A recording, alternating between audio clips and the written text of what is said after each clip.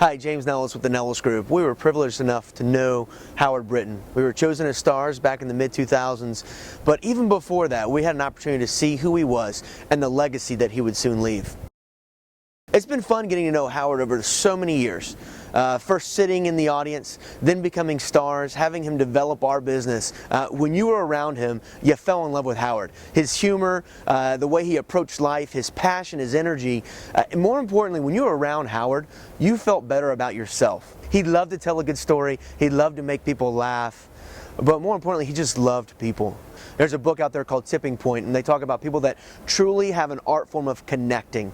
And that's what Howard had. He would be able to connect people in a real, tangible way that would not only help them in their life, but would help them in their business. Howard, to me, is three simple things. One is he's a visionary. Two, he's a mentor. And three, he really is an innovator. I got to see him as a visionary. He wanted real estate to not be like it was today or yesterday, but really to see the future of what it was. He was one of the driving forces to see real estate companies kind of go away and the real estate teams emerge. As a mentor, it was amazing to see not only how he coached multiple people, but how he did it from his Star Power Success Summits to his annual conferences. It was amazing the amount of time and energy he poured in to each and every person. He truly wanted to see everyone reach a quote-unquote star status. As an innovator, it was interesting. There's tons and tons of speakers that are out there.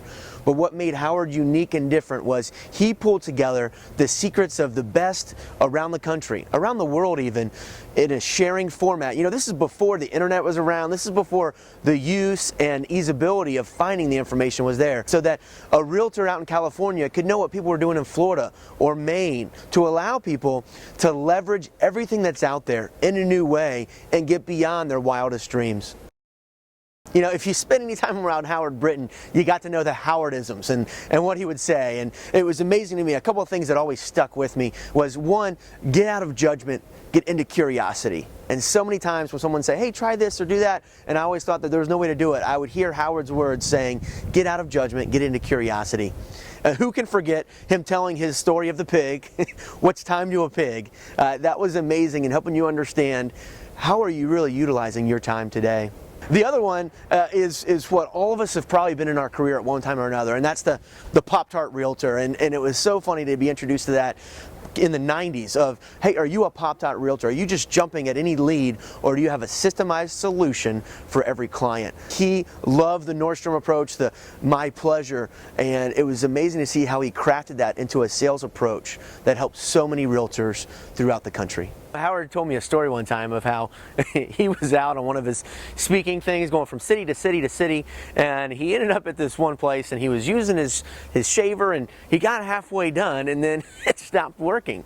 Well, he was already running late, he had no options, and so he had to just get there. So half shaven, he runs down there, he gets on stage, he starts speaking.